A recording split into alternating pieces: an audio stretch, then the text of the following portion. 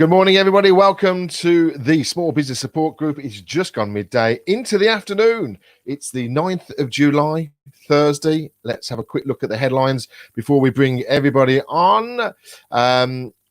Series on. Sunak, sorry for not being able to save every job. The Chancellor warns the UK is facing a severe recession with significant job losses. There's also John Lewis to close 8 of his stores permanently. The move to secure the business's long-term future puts 1,300 jobs at risk. Taxes will rise to pay for virus, says think tank. The Chancellor's huge economic support schemes will have to be paid for higher taxes, the IFS says. So, with all that in mind, let's bring everybody in. We have Grant in. Morning, Grant. How you doing, guys? And we've got Andy as well. Morning. Morning. How is everybody? All good? Good, thank you. Fantastic. Excellent. So the meal was okay yesterday, Grant? Oh, mate, it was absolutely delicious. It's my first Chinese in 4 months. It was ace. That's fair enough. And you went on to where did you go on to afterwards? It went on to the Canal House in the back of Broad Street. Oh, okay. Yeah, we're now there. So was that a long afternoon? Was it? Or do you know what? It really wasn't. I have to say, speaking for myself, it was quite weird to have a drink at lunchtime, which I haven't done for 4 months, I guess. 4 months, yeah, that's right. It is. That's good.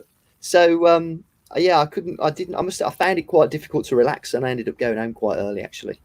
So, okay. But I got the impression a lot of people it was great, really, really, really interesting to speak to different people from different industries on a social level, because we've been doing the networking with Mark, we've been doing the stuff online, which is great.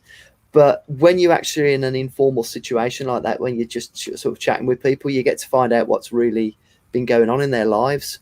And it's fascinating. I did find it fascinating.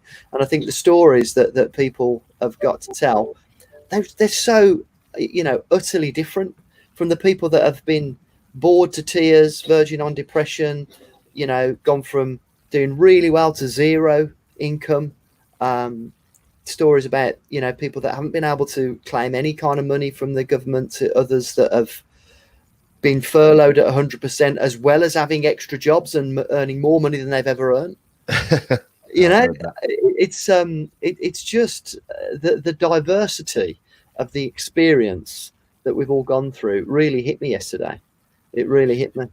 So you say you were nervous and you left a little bit earlier. Is that because of just the situation? No, I wasn't nervous. Oh, you're just anxious? No. Oh, I thought you just said you were anxious. Oh, I wanted to get back to work. Sorry. I need to get stuff done. Yeah, so okay, that's me, why I was asking the question. A sense of anxiety of like, you know what, I should be working. I've got loads to do, and yeah, felt a little bit guilty, sort of, because it's been. Right. I don't know about you guys. My experience for lockdown has been sat in this room the majority of the time that I'm in now, my little office at home, just working solid from 8 o'clock in the morning till sometimes 1:30 in the morning, and that's pretty normal for the last 4 months. I was speaking about this morning because it was like, I'm actually I'm not tired, but I've just realised that I have worked all the way through it. It's just non-stop, which has been great. I mean, Andy, obviously you've been the same, haven't you? Yeah, all the way through. So it's working 7 days. Yeah. But it's nice working from home, though. It's if you do want that 10-minute, 15-minute cup of coffee, and then you can go and chill out somewhere else.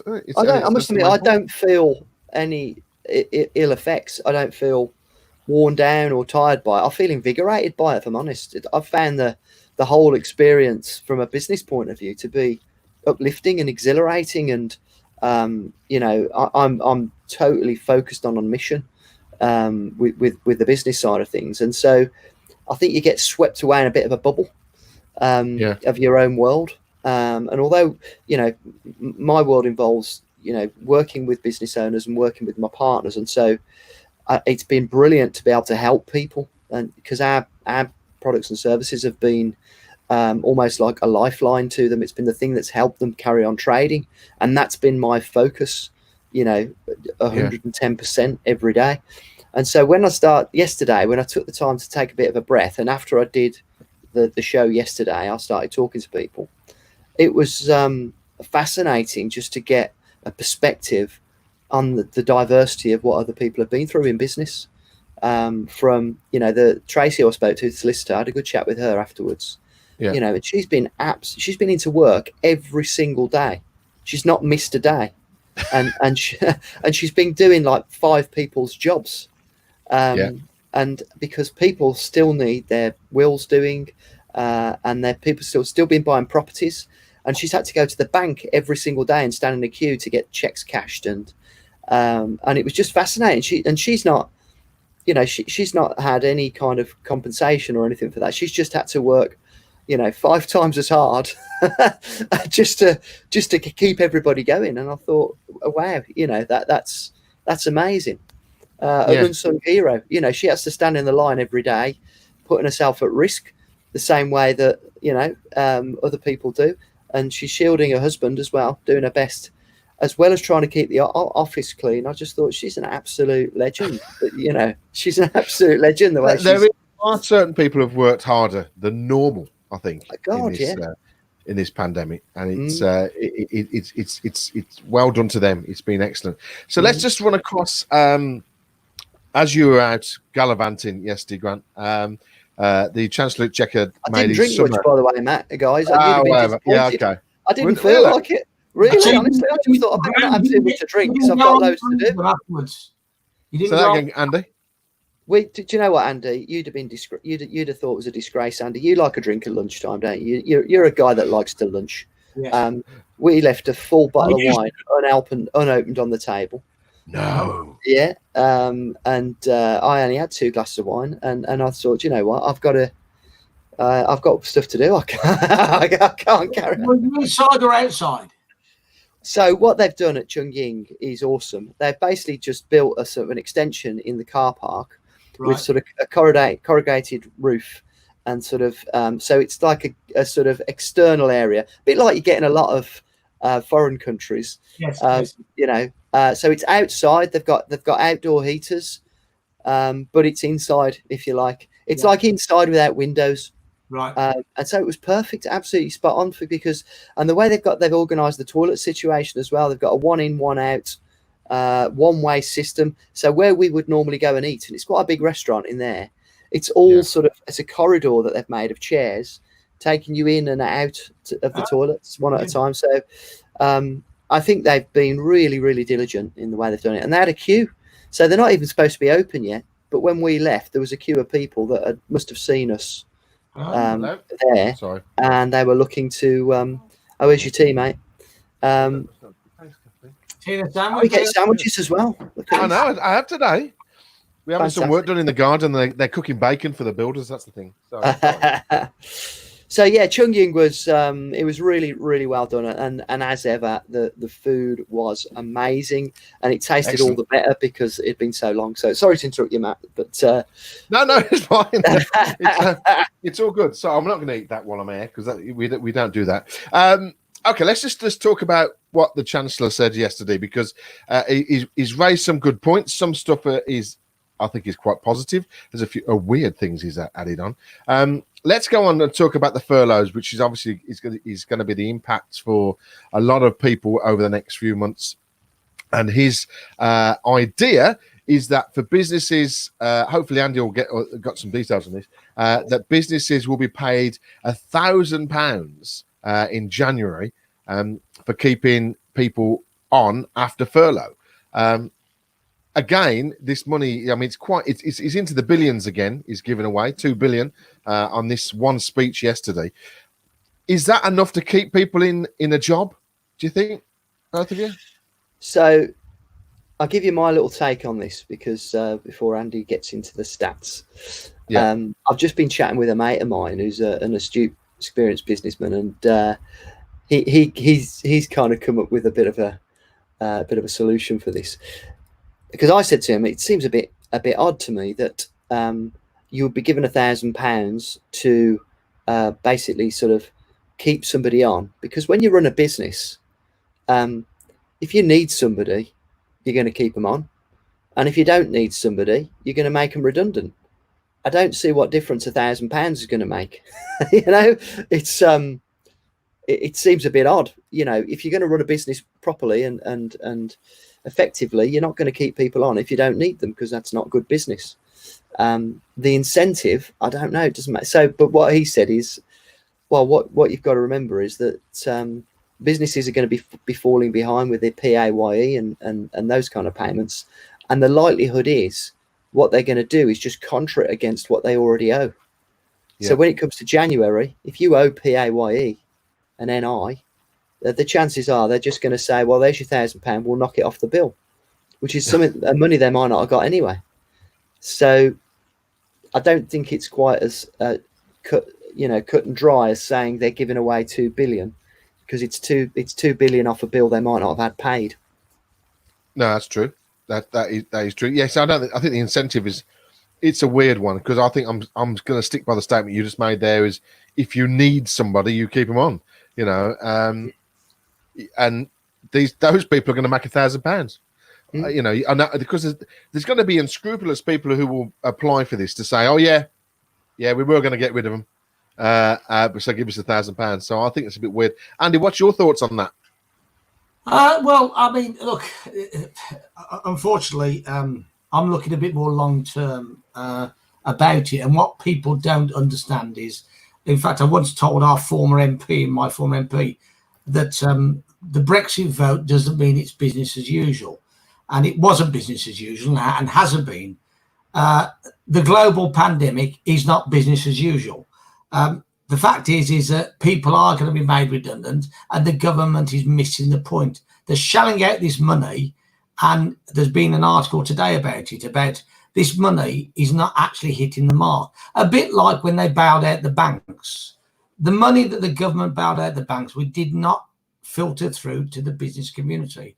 And we had a financial crisis and a global recession because of that financial crisis. So yet again, they're missing the point. We are spending 14 billion. There's all sorts of billions bandied about. Why don't we put 5 billion into a sovereign investment fund? John Lewis have announced they're closing stores, right? Why don't we take ownership, albeit temporarily, of some of these businesses? Just because Grant saying that the companies don't need them, he's right, they don't need the people, they're not going to keep them on. But the fact of the matter is the government is just wasting money shoring up. It's a bit like shoring up a dam that's about to burst. And no matter how much shoring up you do, the fact is it will eventually give way until you create a new dam. So that's in simple terms. We are shoring up by pumping all this money in. It's not going to work long term. You've got to look at the foundation of the way this country has been set up. And over decades, the industries and businesses haven't had enough investment. They've been sold to foreign entities, and those foreign entities are not going to support the UK when they're based in another country, particularly the owners, the shareholders and the directors. They're going to look after their own first. It's human nature, right? As I said the other day, Airbus are making redundancies in the UK, right? I bet you they're not making those redundancies in France, in their headquarters in Toulouse, right? Because it's predominantly a French company now, mainly domiciled in France. And the French have all been great at looking after their own businesses, right? And that's what they do. They look after themselves first. They always do. The French have been absolutely brutal on it. They look after, back to the days when we had they were burning our sheep at the docks, the French. We don't. When were they doing that? Years ago, when foot and mouth was happening and things like that. They did. They set fire to trucks with sheep in and other livestock, right? So look it up. It's there. That's the beauty about getting experience, old chap. Experience. No, I understand that. I mean, I'm 51. Anyway, I hadn't heard of it. The point is, it's all right. People saying, "Oh, you can't support failing businesses." Guys, you don't understand economics. it will all filter through to harm every single person in the UK if we end up with 5 million unemployed and a recession that's coming down the track. At the moment, they've shored it up. So at the moment, everybody thinks it's pretty normal. And it is appearing normal because everybody's been paid the wages to sit at home, right? The only thing not normal is a global pandemic. So we've got to think about the foundation. It's like building a house. If your foundations are crumbling, the house is going to fall down, right? So you need to make sure the foundations are solid or build new foundations.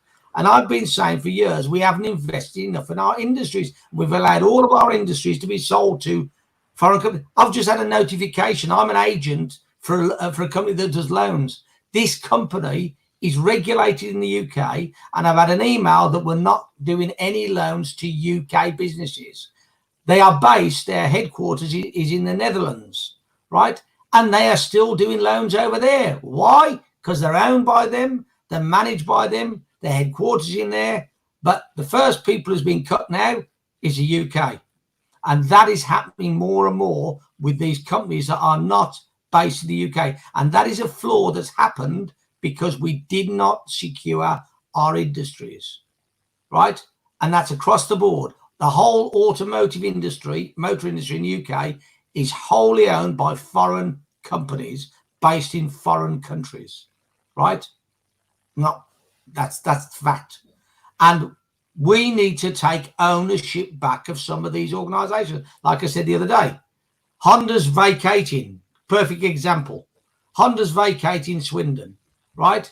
And we should take that factory, which is a state-of-the-art factory, and build electric cars, whatever cars you want.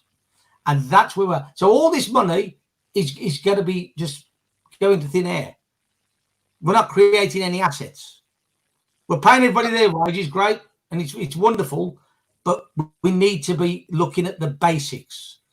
We need to invest in the UK. So he's okay. With that in mind, I know it's not fully in every business. The other statement he made yesterday is the hospitality side of the businesses. So this would be pubs, restaurants, theme parks, cinemas, theatres, that type of thing. They're going to reduce the VAT threshold on them, or sorry, the VAT percentage from 20% to 15% to 5%. Sorry, it's 5% from the 15th of July.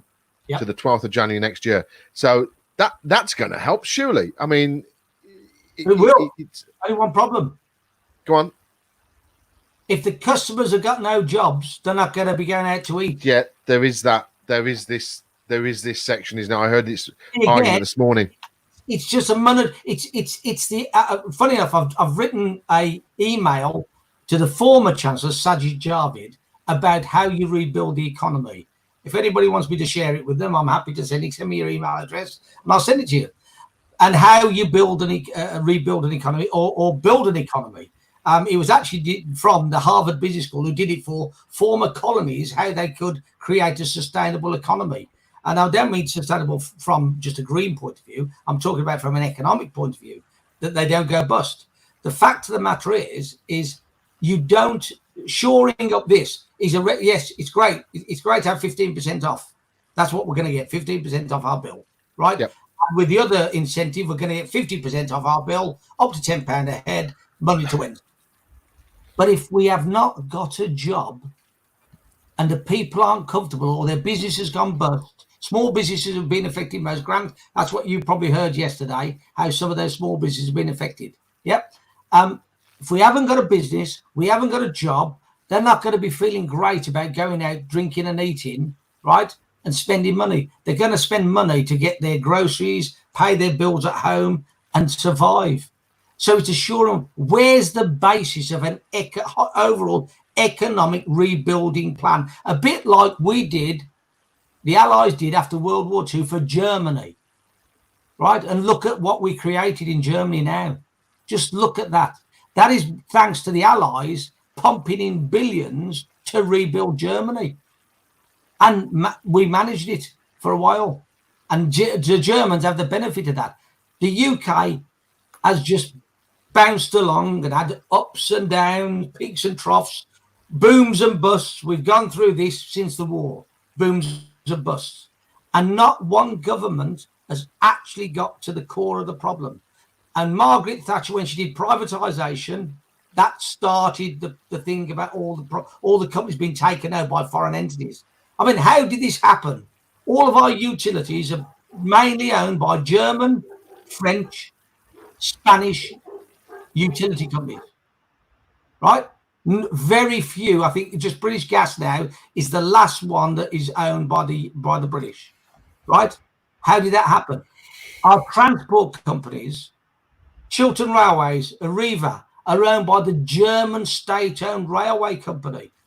Okay, we know you've argued this point before, Andy. Not on this show, but when we've been out. But okay, let's just put that aside a second. And it's obviously, you've got to be in the bonnet about Johnny Foreigner owning all our country, all our companies.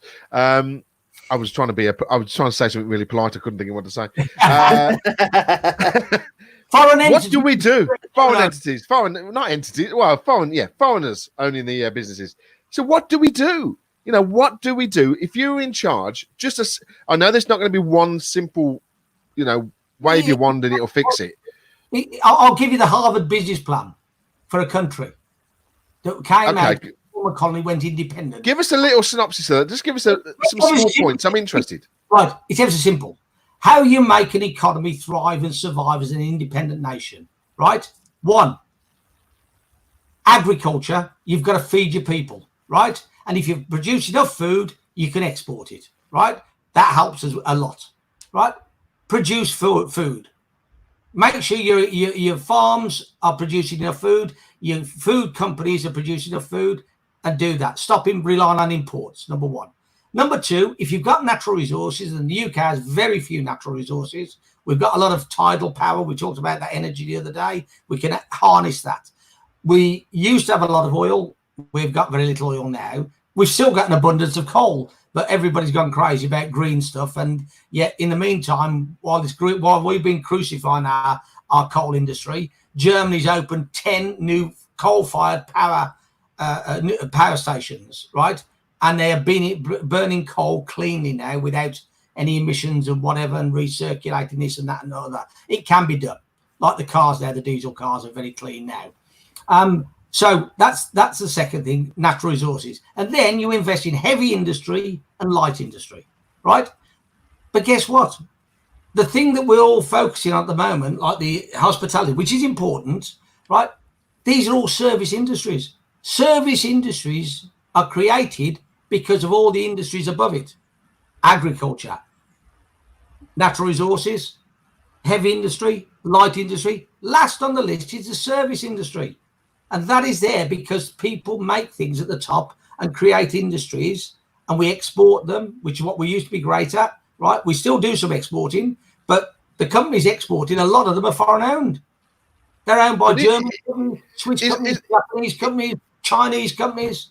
Hasn't it been said from the 60s, though, Andy? I mean, must be something that's been going on since the 60s? Because the rest of the world looks upon England. We are a collection of greengrocers. Is that what they used to say about us? We used to be a collection of retailers, isn't it? Shopkeepers. And so we've sort of been in this rut since the 50s and 60s, surely. Yes. The truth is, we never really recovered from World War II. We were bust after World War II, right? And then we've had a series of booms and busts, basically because of short-termism by governments who don't understand economics.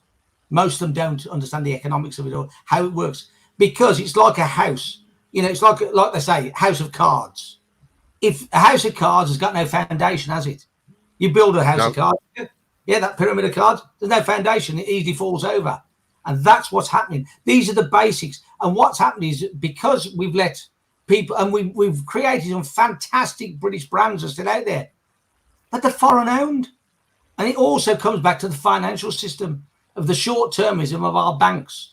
You go to Germany, they have industrial banks, right, that actually will invest in long-term in their industries. And that's the culture difference over there. We're short-termism, boom and bust, fast book. You know, we've got Rolls-Royce have announced 2,000 job losses. You know, crazy. Boots have just announced as well. Crazy. But Rolls-Royce, they're getting rid of engineers. Okay. Shareholders in Rolls-Royce, if the management were good enough, turn around to the shareholders and say, guys, we're in a global pandemic. It's the equivalent of World War III. It's just a different enemy, right? We're going to, unfortunately, not going to be able to pay many dividends. And some of them are paying dividends at the moment.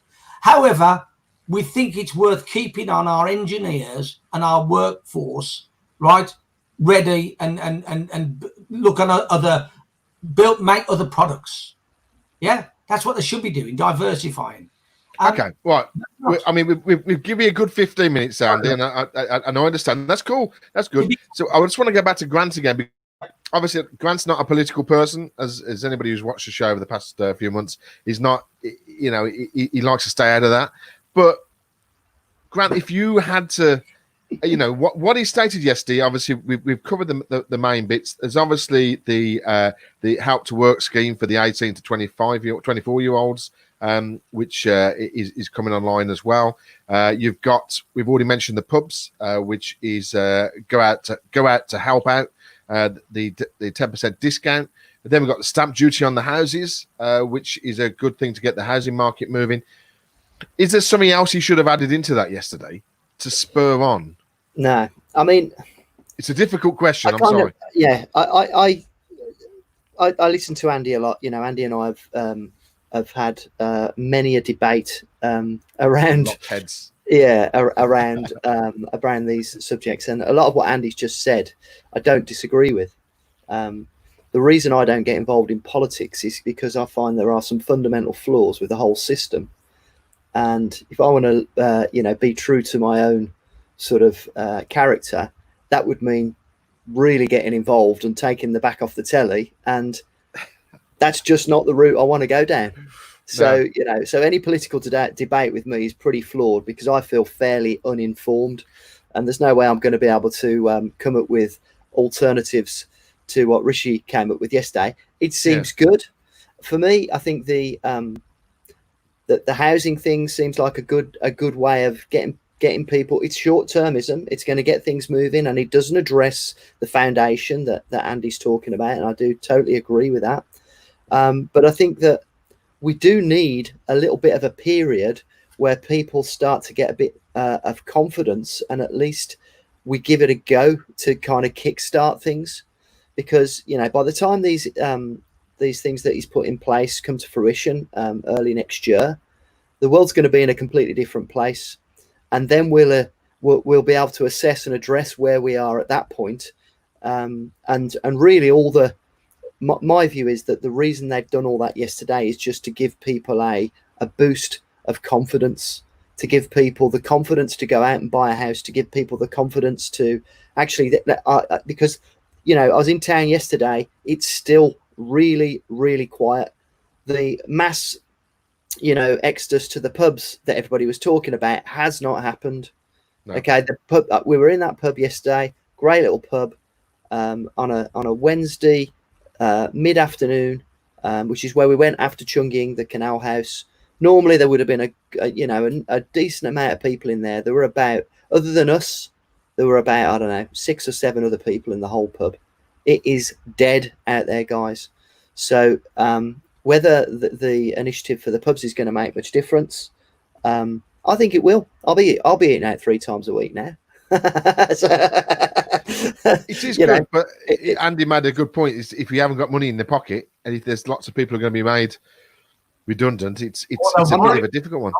I don't think it's going to fix the underlying problem, but what it might do is give people the confidence right now, while they're still in furlough, while they've still got money in their pocket, to go out and help these businesses start trading, so that people can then start to get a sense of what it's like to go out again. Because my feeling is the reason that town is empty at the moment, and towns all over the world are very similar, and the reason pubs and restaurants still aren't trading is because of the fear, and also I was talking to somebody about this yesterday. I remember when I first started venturing out on a more regular basis after we'd been in the proper lockdown, I remember thinking, it was when I went to pick my car up. It was sort of like 2 days after we were actually allowed out of our houses, which is ridiculous on reflection.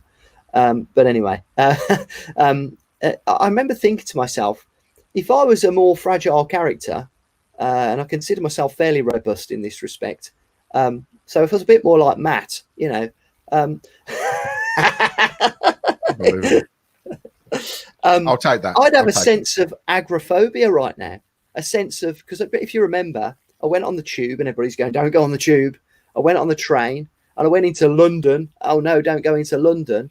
And I thought, well, do you know what? I could imagine some people having a real sense of anxiety right now, and actually, which is absolutely ridiculous. It is absolutely ridiculous. Let me come back to you on that, Grant, because you're quite right. Yes, I am. I was you're not wrong there.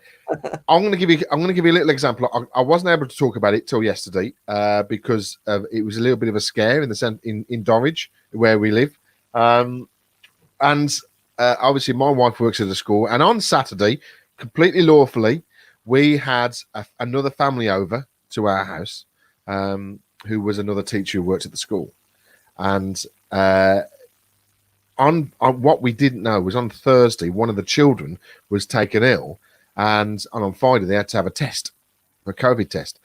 Now, this whole connection, the child and the teacher was obviously in the same bubble that my wife was, and then they came around our house, and we didn't know anything about this. We weren't contacted with track and trace at that point because obviously nothing was positive.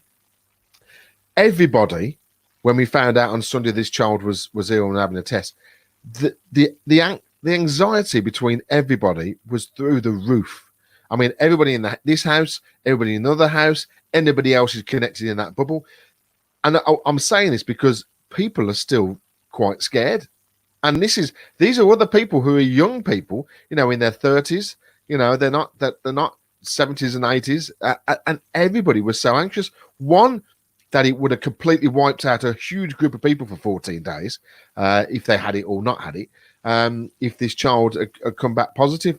But people are so anxious still. Everything came back fine yesterday afternoon, no problems at all. It was all clear, so everybody just sigh of relief. But then you think, should I add those people around my house on Saturday? Should I really have done that? Because if that child was ill, then it would have passed round and everybody would have had it. Doesn't matter how severe or not severe, but they would have had it, and they would have took them out the stream for 14 days. And that's why people are still anxious, because as soon as something happens, a little flare up like that, all the hands are waving, they're all doing that, literally all of them. And it is a lot of people. Did track and trace contact you, Matt? No, because it wasn't positive. It wasn't positive.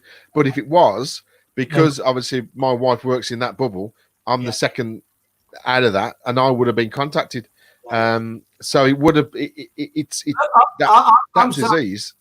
I went out. My son took me out last night for a drink at the local cricket club. He said it's the safest, but I went in there with a mask on, and I wore a mask and took it after to drink, put the mask back on, and that's how I was drinking last night. Yeah, I'm not saying I'm not scared of catching it and dying. I'm not worried about that. That I feel I'm starting to get fitter, so hopefully that will put my chances up. And other people who were that age group were also very fit as well. And it wasn't that, I'm going to die. It was just, it would have took you out of circulation for 2 weeks. So I was like, but there were a few other people there. The bar there at the cricket club is very all set out, socially distanced. They've got screens on the bar and all that. And other people standing outside anyway on the veranda. But other people there, but we're all socially distanced inside. But I was the only person in that establishment that had a mask on. There's not many people. Did you notice yesterday when Rishi did that PR bit where he was in a restaurant and he served some stuff that none of them were wearing masks? Yeah. Well, that's another point as we talked about the other day. The fact of the matter is, you see, I keep saying this. By the way, did Chung Ying have masks on? Mm-hmm. Staff. Yeah, all the staff did. Yeah. That is the answer. And some, but I'll check the government regulation. In fact, I've emailed Solihull Council about the subject because there's inconsistencies about what they're doing, and some of them aren't working to government guidelines. And I'm sorry to say, I know it might be unfortunate for the worker, the servers there, but you've got to either have a visor or a mask on, because if the people are eating and drinking, right, or behind us, like in case of the cricket club, the chap was behind the screen anyway, so he didn't need a mask on. He's behind the bar, and there's a screen between us. You've got to have a mask on, and that's the only way that you'll eradicate this disease completely. I'm not saying you'll eradicate it, 100%. There's no such thing as 100%, but the masks do help. And the fact is, I was inside. I'm still conscious. Obviously, I'm taking that off and having a drink and put it back on. I'm at risk. If somebody else said, nobody was coughing in there, because the one thing they've said is that if you've got symptoms, don't come into the club. Right. So that was my first outing inside a pub, restaurant, or whatever since March what was lockdown? Well, before March 23rd. March 23rd. And that was my first time out. So what was that yesterday? That was the 8th. So what happened yesterday then, Andy? You were supposed to be at the networking. Did you just bottle it? No. I've still got a bit of a sore throat as well. And but you just said you went to the cricket club. But I've got my mask on, and it improved. And it's still a little bit there. It's not so. I've checked my temperature. Temperature's fine. Bottled it. You blacked it. The truth of the matter is I have another invite to go to Birmingham today. I can't do it because I'm going to do food deliveries today. But the fact of the matter is, I'm conscious about going in there. I've tested out to the cricket club because it's close to home, and hopefully it's not a big city and things like that. So I'm very anxious. I am 61. I am in the not high risk, but I'm at the more risk than you guys. Because you're in your 40s, Grant, and Matt, you're just 50, aren't you? Yeah, I was just 50. Yep. Well, yeah, I'm 61. So I am in the higher category of risk, whether you like it or not, statistically. That's true. So the point is, you've got to be careful. But I went out with my son. We kept socially. So there's only 4 people in the bar at the time. So where are you taking me Friday night then, Andy? Well, unfortunately, I can't take you to the cricket club because only members can go in there. Ah, right. They've got a now card system where you use your card to enter, so that's registered, so they know who's in. So if there's an outbreak, they can contact everybody. No guest can go in there. So Friday, I was looking at. I was actually, believe it or not, I was looking at Chef and Brewer, but again, Chef and Brewer aren't using masks, which is the Drum and Monkey and the Greswold in our locality. But there is an outside area at the Greswold, Grant, we could sit at.